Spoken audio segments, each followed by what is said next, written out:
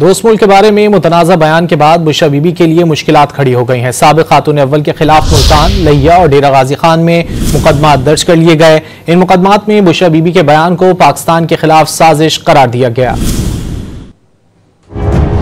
خان جب سب سے پہلے ننگے پاؤں مدینہ شریف گئے تھے تو جب وہ واپس آئے تھے تو فوراً ہی باجوہ کو کال آنا شروع ہو گئی تھی کہ یہ تم کیا اٹھا کے لے آئے، ہم اس ملک میں شریعت کا نظام ختم کرنے لگے ہیں اور تم شریعت کے ٹھیکیداروں کو لے آئے اور ہمیں یہ نہیں چاہیے۔